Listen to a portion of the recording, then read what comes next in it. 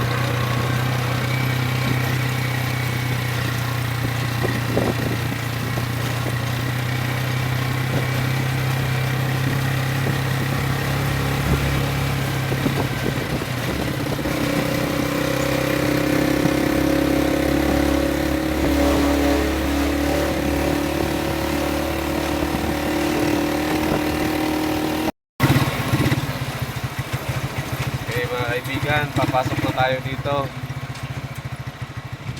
Diyan pala.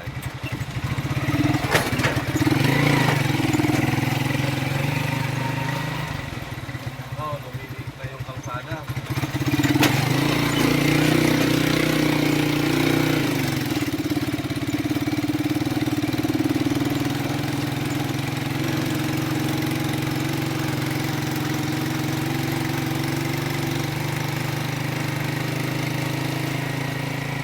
Maliit na yung kalsada dito mga kaibigan.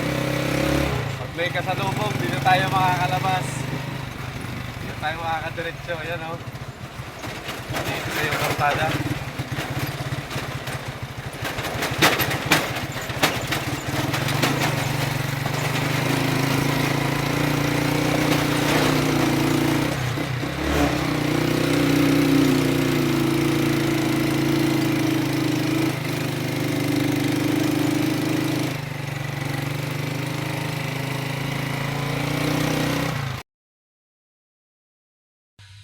So hello guys, dito na kami sa aming area, no?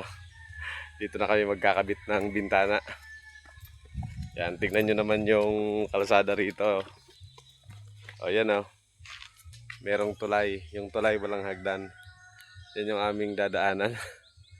Yan, bubuhatin namin yan hanggang dun sa unahan. Okay, see you guys sa pagkabit namin ng mga bintana. Hello guys, so nandito na tayo sa ating pagkakabitan ng bintana. Tingnan nyo naman yung lugar ng pagkakabitan namin, puro puno. Ayun yung bahay oh, na pakakabitan ng mga bintana. So dyan tayo magkakabit. Dito tayo sa sulok mga kaibigan. Nandito yung ginto sa lugar na ito. Okay mga kaibigan, kukunin na namin yung mga bintana doon sa labas. Ito ang aming daanan. Ganda ng lugar nila, tahimik. No? Yan po yung lugar.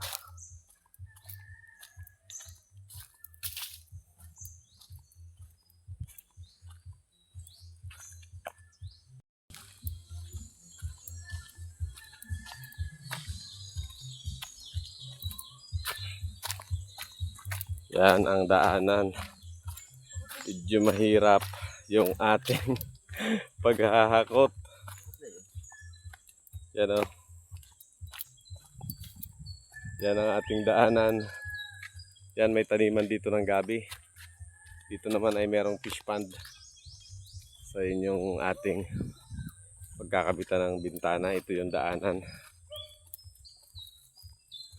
Ano? Ito yung tulay na walang hawakan. Ano, may creek dito. Sapa. Yan. Yan ang lugar. Ha ha ha. Yung aming tricycle ay nandun sa taas. Yung may-ari pala nito mga kaibigan ay classmate ng aking anak. Yan. Nandun yung aking tricycle sa taas. Ano ka, Bibi? Yan si Bibi oh. Namumulat siya ng pili. Pili nuts. Masarap yan. No? Okay, maghahakot na kami mga kaibigan. Ito yung aming tricycle. Ay, malayo ang pagbubuhatan natin.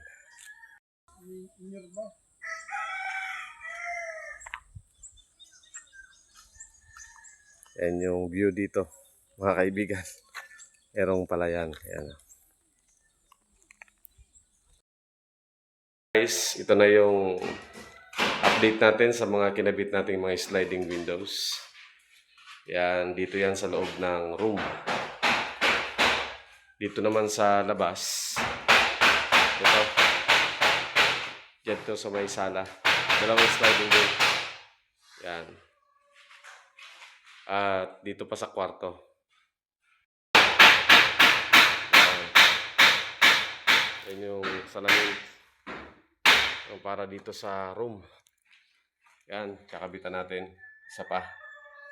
At saka ito yung isa. Frame pa lang yung nakakabit ni James. Ano? So mamaya, ano natin. Tapos na natin yung mga. Dito sa labas, yan na. Oh. Ito may grills ng isa. Yan, so nakabitan na natin yan ng bintana. Meron na rin sliding yan. And then dito sa may side, meron na rin yan. So bali 6 na bintana ito. Yan. Saka doon. Yan. 6 na bintana. Tapos yung isa ay doon sa kwarto. So ito ay matagal na hindi tinirahan. Kasi nandito to sa gitna ng mga kakahuyan. Pero ngayon, dito na sila i-stay. Kaya ginawa natin yung mga bintana. Maganda rito, tahimik. Alright. Yun yung susunod natin.